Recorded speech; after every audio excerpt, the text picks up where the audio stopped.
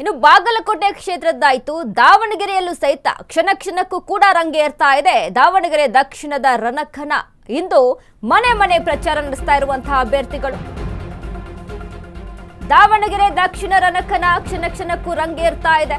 ಇಂದು ಮನೆ ಮನೆ ಪ್ರಚಾರ ನಡೆಸ್ತಾ ಇರುವಂತಹ ಅಭ್ಯರ್ಥಿಗಳು.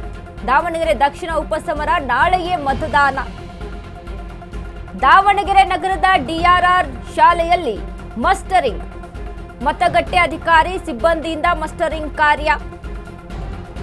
ದಾವಣಗೆರೆ ದಕ್ಷಿಣದಲ್ಲಿ ಒಟ್ಟು 284 ಮತಗಟ್ಟೆಗಳ ಸ್ಥಾಪನೆ. ರಣಕಣದಲ್ಲಿ ಸುಮಾರು 76 ಸೂಕ್ಷ್ಮ ಮತಗಟ್ಟೆ ನಿರ್ಮಾಣ. 2.31 ಲಕ್ಷಕ್ಕೂ ಹೆಚ್ಚು ಮತದಾರರಿಗೂ ದಾವಣಗೆರೆ ದಕ್ಷಿಣ ಕ್ಷೇತ್ರ ಇರುವಂತದ್ದು. ಸುಮಾರು 1,000ಕ್ಕೂ ಹೆಚ್ಚು ಪೊಲೀಸರ ನಿಯೋಜನೆ.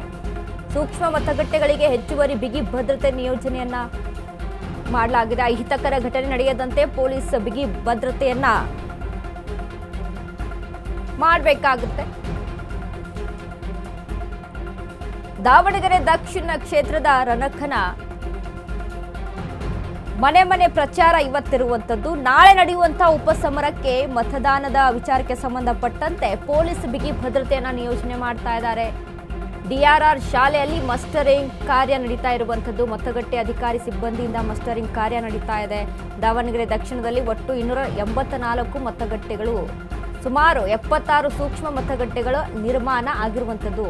2,31,000 ಮತದಾರರಿಗೂ ದಾವಣಗೆರೆ ದಕ್ಷಿಣ ಕ್ಷೇತ್ರ ಇರುವಂತದ್ದು. ಸುಮಾರು 1,000ಕ್ಕೂ ಹೆಚ್ಚು ಪೊಲೀಸರ ನಿಯೋಜನೆ ಮಾಡ್ಕೊಂಡಿದ್ದಾರೆ.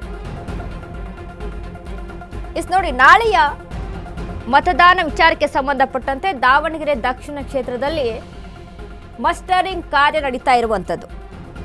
DRR ಶಾಲೆಯಲ್ಲಿ ಮಸ್ಟರಿಂಗ್ ಇರುವಂಥದ್ದು. ಮತಗಟ್ಟೆ ಅಧಿಕಾರಿ ಸಿಬ್ಬಂದಿಯಿಂದ ಮಸ್ಟರಿಂಗ್ ಕಾರ್ಯ ನಡೀತಾ ಇದೆ. ಒಟ್ಟಾರೆಯಾಗಿ 284 ಮತಗಟ್ಟೆಗಳ ಸ್ಥಾಪನೆ, ಅದರಲ್ಲಿ 76 ಸೂಕ್ಷ್ಮ ಮತಗಟ್ಟೆಗಳ ನಿರ್ಮಾಣ ಆಗಿದೆ.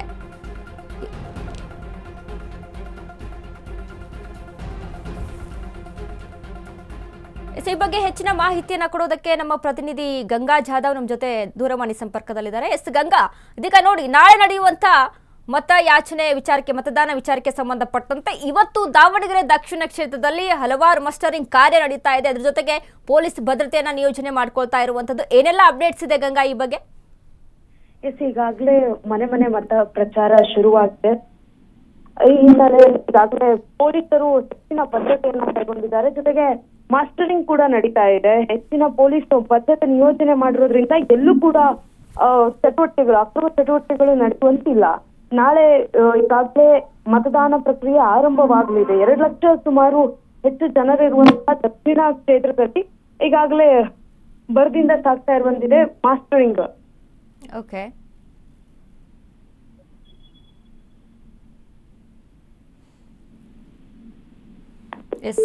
ಸಂಪರ್ಕ ಕಡಿತಗೊಂಡಿರುವಂಥದ್ದು. ನೋಡಿ, ನಾಳೆ ಇರುವಂತಹ ಮತದಾನ ವಿಚಾರಕ್ಕೆ ಸಂಬಂಧಪಟ್ಟಂತೆ ಇವತ್ತು ಸಹಿತ ಮಸ್ಟರಿಂಗ್ ಕಾರ್ಯ ನಡೀತಾ ಇದೆ. ಇನ್ನು ಅದ್ರ ಜೊತೆಗೆ ಸೂಕ್ಷ್ಮ ಪ್ರದೇಶಗಳನ್ನ, ಅಲ್ಲಿ ಸೂಕ್ಷ್ಮ ಮತಗಟ್ಟೆಗಳನ್ನ ಅಲ್ಲಿ ನಿರ್ಮಾಣ ಮಾಡಿರುವಂಥದ್ದು. ಈ ಸೂಕ್ಷ್ಮ 76 ಏನು ಸೂಕ್ಷ್ಮ ಮತಗಟ್ಟೆಗಳಿದಾವೆ, ಇಲ್ಲಿ ಹೆಚ್ಚಿನ ನಿಗಾವನ್ನ ತೆಗೆದುಕೊಳ್ಳಲಾಗುತ್ತೆ. ಹಾಗಾಗಿ ಇನ್ನು 1,000 ಪೊಲೀಸರನ್ನ ಅಲ್ಲಿ ನಿಯೋಜನೆ ಮಾಡಿರುವಂಥದ್ದು. ಬಿಗಿ ಭದ್ರತೆಯೊಂದಿಗೆ ನಾಳೆ ಮತದಾನ ನಡೆಯುತ್ತೆ. ಯಾವುದೇ ರೀತಿಯಾದಂಥ ಅಹಿತಕರ ಘಟನೆ ನಡೀಬಾರ್ದು. ಇನ್ನು ಯಾವುದೇ ರೀತಿಯಾದಂಥ, ಈಗ ನೋಡಿ, ಮತದಾನ ಅಂತ ಅಂದಾಗ ಒಂದಿಷ್ಟು ಮುನಿಸುಗಳಾಗಿರ್ಬೋದು, ಪರ ವಿರೋಧ ಮಾತುಗಳಾಗಿರ್ಬೋದು, ಈ ರೀತಿಯಾಗಿ ನಡೀತಾ ಇರುತ್ತೆ. ಆ ರೀತಿಯಾಗಿ ಯಾವುದೇ ರೀತಿಯಾದಂಥ ಅಹಿತಕರ ಘಟನೆಗಳು ನಡೆಯದಂತೆ ಎಲ್ಲ ರೀತಿಯಾದಂಥ ಪೊಲೀಸ್ ಬಿಗಿ ಭದ್ರತೆಯನ್ನು ನಿಯೋಜನೆ ಮಾಡುವಂಥದ್ದು. ಈ ರೀತಿಯಾಗಿ ನಾಳೆ ನಡೆಯುವಂತಹ ಮತದಾನ ವಿಚಾರಕ್ಕೆ ಸಂಬಂಧಪಟ್ಟಂತೆ ಎಲ್ಲ ರೀತಿಯಾದಂಥ ನಿಯೋಜನೆಯನ್ನು ರೂಪಿಸ್ಕೊಳ್ತಾ ಇದ್ದಾರೆ. ಇನ್ನು ಅದರಲ್ಲೂ ದಾವಣಗೆರೆ ಕ್ಷೇತ್ರ ಅಂದಾಗ ಎಲ್ಲರೂ ಗಮನಿಸಿದ್ದೀವಿ ಇದುವರೆಗೂ ಸಹಿತ. ಯಾಕಂದರೆ ಎಷ್ಟರ ಮಟ್ಟಿಗೆ ಹೈಪನ್ನು ಕ್ರಿಯೇಟ್ ಮಾಡಿದಂಥ ಕ್ಷೇತ್ರ, ಎಷ್ಟು ಮಟ್ಟಿಗೆ ಬಂಡಾಯದಲ್ಲಿ ಎದ್ದಿರುವಂಥ ಕ್ಷೇತ್ರ ಆಗಿತ್ತು, ಇನ್ನು ಎಷ್ಟು ಮಟ್ಟಿಗೆ ಮುನಿಸು ಇರುವಂಥ ಕ್ಷೇತ್ರ ಆಗಿತ್ತು.